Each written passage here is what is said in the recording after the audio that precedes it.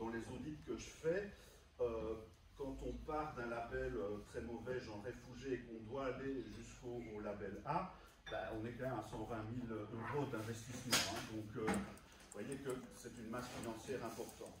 D'où l'importance, à un moment donné, d'essayer d'optimiser les choses, hein, et justement de se dire, mais quelles sont les vraies priorités? Moi, je prends ça avec relativité en tant qu'auditeur. Je dis, OK, je vais montrer dans l'audit comment on peut arriver au label A, mais l'audit n'est jamais qu'une feuille de route, hein, dans lequel il y a une série de recommandations et dans lequel il est conseillé un certain ordre des travaux qui permettent d'aboutir finalement au label A. Mais il n'y a jamais aucune obligation. Juste une petite perspective au niveau justement de notre action en tant que plateforme de rénovation énergétique. En fait, on est partenaire avec Jean Blou, mais aussi avec Namur, Cour Saint-Étienne et Lannes. Donc ça, ce sont nos communes finalement de base à l'heure actuelle. On est en pourparlers avec d'autres communes pour nous étendre. Alors la différence entre des auditeurs et des plateformes de rénovation énergétique, c'est que nous avons une mission, je veux dire aussi, de faire de l'accompagnement pour les travaux. Hein. Et donc ça veut dire que non seulement on offre le service audit en essayant qu'il soit le plus complet possible et qu'on accompagne bien le candidat rénovateur, mais aussi on aide le candidat rénovateur dans la phase suivante, qui est quand même une phase délicate, hein, des travaux, qui fait toujours peur, dans lequel c'est là qu'on va devoir sortir l'argent de sa poche, et donc forcément c'est là qu'il y a beaucoup de stress, beaucoup d'inquiétude, et surtout, je veux dire, la peur récurrente qu'il y a, c'est de se dire, tiens, je vais demander des prix aux entrepreneurs, est-ce que leur prix est correct, est-ce que techniquement c'est valable, est-ce que l'entrepreneur est valable, etc. etc. Donc c'est toute une série d'incertitudes que nous essayons de lever. La première étape, on fait un quick scan. Ce quick scan est gratuit et le but du jeu, c'est d'essayer d'avoir une première image grossière de ce qu'est votre bâtiment et des potentialités de votre bâtiment. Et alors après, je veux dire, on peut passer à l'étape suivante. Si vous êtes intéressé, on vous envoie une proposition d'accompagnement audit. Hein, l'accompagnement audit, c'est effectivement la réalisation effective d'un audit logement chez vous. Et puis, on vous aide aussi à récupérer les primes liées à l'audit, puisque comme vous le savez, il y a des primes pour l'audit, mais il y a aussi des primes pour l'accompagnement, enfin pour les travaux de rénovation à proprement parler. Donc les primes pour l'audit, c'est 190 € de base, ça c'est pour les revenus les plus élevés. Hein. Quand je dis revenus les plus élevés, c'est plus de 104 000 €. Hein. Donc c'est très aisé, quoi. Hein. Et puis, vous avez les facteurs multiplicateurs si vous êtes plus bas. Hein. Par exemple, à l'opposé, les revenus précaires, en dessous de 24 000, c'est x6. Quoi. Entre 24 000, j'arrondis, hein, et 35 000, c'est 4, les facteurs multiplicateurs. Entre 34 et 46, c'est 3. Entre 46 000 et 104, c'est 2, et puis c'est 1. Alors, ensuite, donc, toujours dans l'audit, apparaît justement la recommandation à proprement parler. Donc on fait, ici on a une simulation sur le mur, on explique ce qu'on va faire exactement.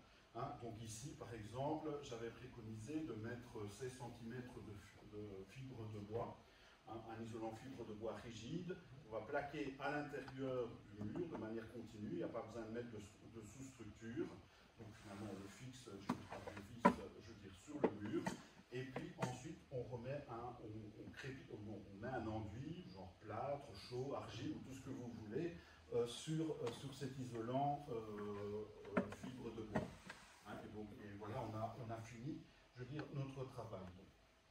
Voilà, alors, au niveau des épaisseurs qu'on met, dans un premier temps, en tout cas, on essaie d'atteindre le niveau minimum nécessaire pour obtenir les primes. Alors, ce qu'il faut savoir, c'est que dans notre philosophie, on va essayer de pousser vers des solutions plutôt écologiques ou plutôt biosourcées au niveau des isolants, parce que ça nous semble très important d'aller vers ce type de solution plutôt que d'aller vers des solutions pétrochimiques. Hein, donc, vous voyez, la réflexion est aussi de se dire, OK, qu'est-ce qu'on a en Europe et plus particulièrement en Wallonie pour arriver finalement à rénover les bâtiments sans devoir aller chercher, je veux dire, à l'autre bout de la planète. Hein. Et alors, ce que je préconise assez régulièrement aussi, c'est d'isoler la face inférieure du bâtiment. En gros, le plafond des caves, si vous voulez. Hein. C'est une paroi qui est facile à isoler. Hein. Il suffit de mettre un isolant sur la paroi, le fixer, et puis c'est fini. Il n'a pas besoin de finition. Donc finalement, en termes de coût au mètre carré, il n'y a jamais que le prix et la mise de l'isolant et sa mise en œuvre. Donc c'est relativement réduit. Ensuite, là, je veux juste montrer ce que j'appellerais les quick wins, si vous voulez. Hein. Il y a les panneaux solaires thermiques, photovoltaïques aussi. Hein. Je veux dire, et donc, là, justement, dans le cadre où vous faites votre toiture, il y a certains, justement, corps de métier couvreurs qui proposent de mettre les panneaux solaires photovoltaïques en même temps, ce qui évite des doubles installations de chantier. Donc, il y a quand même une petite économie d'échelle de ce côté-là. Il y a plusieurs prêts possibles. Hein. Donc, il y a déjà la Société Wallonne de Crédit Social qui fait des prêts à 0%. Donc là, c'est leur spécialité, je veux dire, et aussi le fonds du logement wallon, mais ça, c'est pour les familles nombreuses. Donc là, je veux dire, ils accordent des prêts de l'ordre de 60-70 000 euros à 0%. Ça, c'est une première catégorie de prêts. Les banques, généralement, pour tout ce qui est prêt énergétique, ont des facilités, je veux dire, au niveau des intérêts. Pourquoi? Parce qu'elles se disent que si vous faites des travaux qui permettent d'économiser l'énergie, justement, donc ça veut dire que l'énergie pèsera moins sur votre portefeuille, et donc forcément, ce sera favorable finalement pour je veux dire, vos revenus finalement, puisqu'il vous restera plus de masse financière à investir dans votre bâtiment. Donc, les banques généralement sont assez positives pour ce genre d'investissement. Parce que non seulement il y a votre portefeuille, mais il y a aussi la valeur du bâtiment qui va, je veux dire, être améliorée, puisque, en définitive, au niveau du certificat PEB, si vous louez ou si vous vendez votre bâtiment, le label va s'améliorer, et donc vous allez pouvoir vendre je veux dire, avec une meilleure configuration que si vous laissez le bâtiment tel quel, quoi.